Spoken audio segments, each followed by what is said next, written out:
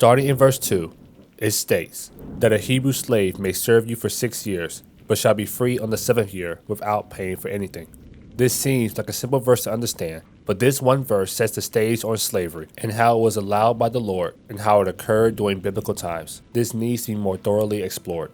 Now, the phrase of buying a Hebrew slave already puts a bad connotation on slavery in the Bible as it was written. When people come across this phrase, they might associate it with historical events, such as the enslavement of African Americans, which could lead to feelings of discomfort. I mean, can you blame people for drawing the conclusion that the slavery of the Bible sees the same just based off the word? To an extent, you may need to understand where they are coming from, and I'll be the first to admit that there are similarities between the laws of the Lord and the American people, or for any other nation for that matter. But there is a different conversation to have by drawing the conclusion that slavery is straight up moral or immoral, as I don't want to go down this rabbit hole of morality being even subjective or objective right now. But to keep it short, I do believe there is something called objective morality depending on the situation. For example, is fighting in general bad? It depends. That's a broad term. Is fighting your neighbor's baby because he just pointed at you immoral? Yes. Is fighting a potential cannibal to defend your life immoral? No. Do I believe that the biblical aspect of slavery was moral during that time period? Yes. And I acknowledge that. As a follower of Christ, I believe that everything that the Lord does is ethical, good, and just, and that my human comprehension cannot understand the divine. You might call me biased, but I mean, everybody's biased for one. But I do claim that my objective standards derive from him. Skeptics may point to that being dangerous, or that my conclusions will be disingenuous or such. But I have yet to talk to or met a skeptic to provide an objective standard and to why we should follow that standard. Most of the time, it's presented as morality is subjective. And if morality is subjective, on what basis can you say that the biblical aspect of slavery during that time period was immoral? I say this all the time because an atheist may come to me and state that the biblical aspect of slavery or many other things that the Lord commanded or endorsed are immoral, while a Christian must explain the reasons behind such. This conversation is built on a problem. How can someone who denies the existence of absolute moral standards exercise judgments on those very standards? It's like a man telling another, it doesn't matter what color shirt he wears, but judges him for wearing a black shirt. It's illogical. I want to try to help believers understand why the Lord may endorse such things. But now let's go back to the topic at hand. The phrasing buying a slave in biblical context is more than just a phrase. This does give the master more of an ownership of the individual rather than a hired worker. While the servant provides the master with labor, the master is supposed to supply food, water, shelter, etc. The Hebrew word for buy is kana, and while the basic definition is to get or acquire, it's a very broad term. It obviously can be used for acquiring people, but it can also be used for things such as being purchased by money, like produce or land. But then again, it's also used for verses like in Leviticus chapter 22 verse 11, where even a priest can buy a slave. Now, while the phrase seems to make servants or servants in general like property, which the Bible does allude to, it doesn't alter the essence or the actions permitted by the Lord. For example, ownership does not mean the master could abuse the slave any way they seem fit. There was a legal system and process in place to prevent such instances like this. If those actions are considered moral, right, just, etc., and the only issue about the slavery will be the phrase buying the slave or owning a slave, what will be the issue? Is it just the issue of someone owning someone else? And I'll admit, there is more to that as we must figure out what that owning entails. Look at these examples. The Lord himself possesses Israel. Paul states a child is not much different to a slave in his household. Now, people today sometimes use recent events of history to make moral judgments on the past. And that goes to the question, is the act of buying someone inherently immoral? It depends. No, the way God allowed it for Israel. And yes, if an individual decides already to treat that slave badly or something similar to the treatment of African Americans, then I might be asked, isn't that subjective morality? Then I would say no, as there is still an objective right and wrong answer, choice, decision, whatever, depending on the situation that God will judge you for. It's highly likely that most Hebrews were put into slavery by voluntary means of debt. Verses that we will explore in later videos, like in Exodus chapter 21 verse 16, does state against kidnapping Israelites in general. Buying a Hebrew slave can mean at least two things which are not mutually exclusive. First, a Hebrew can sell himself into slavery. One main example will be to pay off a debt. Other reasons could be for food or shelter. It's highly likely that if a Hebrew needed money from another and he can't pay it back, he can sell himself to cover the cost. This was a voluntary choice. It seems as this man won't be in slavery apart from his family, as they can and will join him. Now, I believe there are many other ways that Hebrews selling themselves could branch off. For example, in Exodus chapter 21 verse 7, it does state a man could sell his daughter,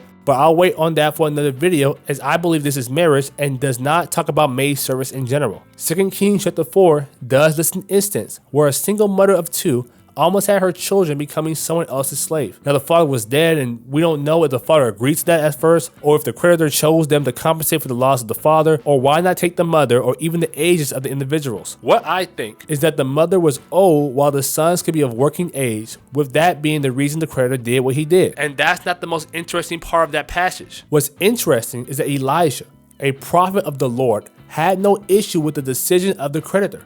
But it shows that since the woman called out to him in the first place, a miracle did occur to pay the moneylender what was due. Justice comes to the creditor, while mercy came from the Lord. While not Hebrew, Genesis chapter 47, from verses 15 to 25, does detail an event where the Egyptians, who lost everything but their body and land, sold themselves into slavery to save themselves from a famine, and they were grateful for it as they were saved. Now, there are many different reasons for why Hebrew may sell themselves. One could argue that the person had no choice under their circumstances, but at the end it's still a willing decision to agree upon, no matter what conditions come with it. Secondly, there is a possibility that the Hebrew slave may involve a third party. An individual who has a Hebrew slave may be sold to another person. And without speaking on verses like Exodus chapter 21 verse 7, as that seems to indicate the father receiving a bride price for the daughter, there isn't many instances in the Bible with the Hebrew slave being in the transaction of a person to a person. Now, first, it does not deny that it could have happened. People in general were obviously bought and sold as property. Going back to the Hebrew word kana, it is used the same way as buying produce from a fellow Hebrew. You can look at verses like in Genesis chapter 17 or Leviticus chapter 25, where people could be bought like property. But then again, I'll go over this another time. It seems as if Leviticus chapter 25 from verses 39 to 40 states that while Hebrews are technically slaves, they are not to be treated as such, but like hired workers. This might allude to the Hebrew and foreign slaves having different rights.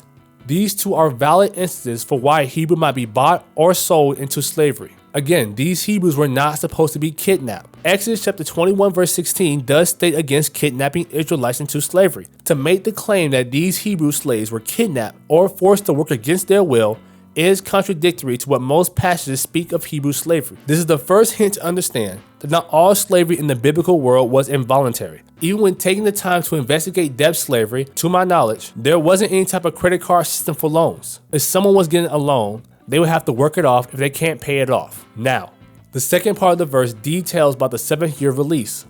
This verse seems to indicate that different slaves will be released on different years. But while it's possible to have some Hebrew slaves pay off their debt faster, all Hebrew slaves are intended to be released on the 7th year.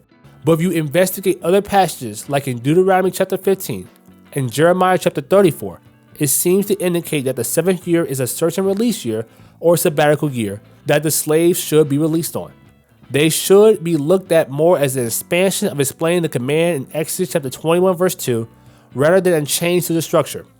Look at this example. Law Book 1 states, "You shall go right when on Main Street." Then you went into the Capitol building. But years later, Law Book 2 states, "You shall go right when on Main Street, and when you're on the street, help those in need. Remember your past hardships and assist others.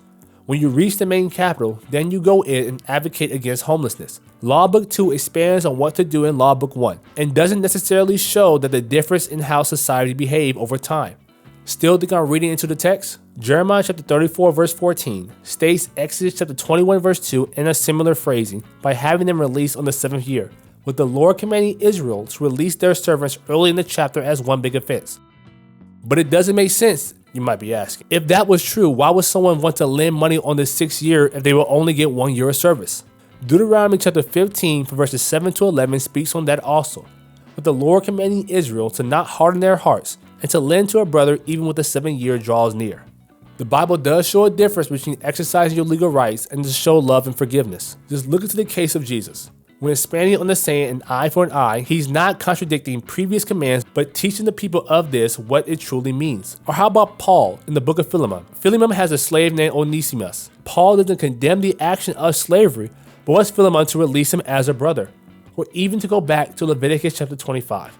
The verse does state that Hebrews may sell themselves into slavery, They are still slaves, but the Lord doesn't want Hebrews to treat his brother as such. Now that does lead to the question, why would he even give those laws in the first place? Jesus himself said, the two most important commands is to love God wholeheartedly and to love your neighbor as yourself.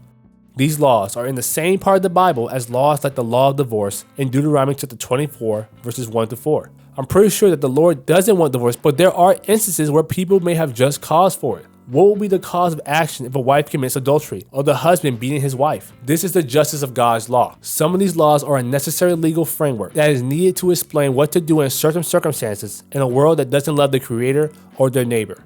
A key factor to understand is that the release of Hebrew slaves was only for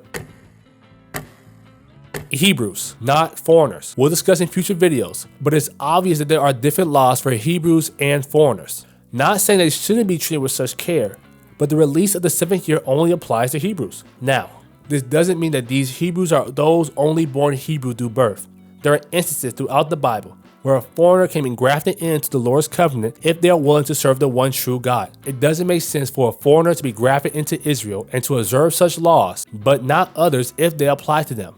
Early in the video, I stated that it is highly likely that most Hebrew servants may be put into slavery by debt, but this doesn't negate that the Hebrew servants in general were supposed to be released on the 7th year. Looking into Exodus chapter 21 verse 2, and the practice of buying a slave provides a nuanced perspective on biblical slavery. While Hebrews may voluntarily sell themselves into slavery, with the most likely reason being because of debt, the 7th year plays an important role in their freedom. As we continue to look at Exodus chapter 21, we will uncover more layers when understanding the biblical perspective of slavery and servitude and its significance in the ancient world.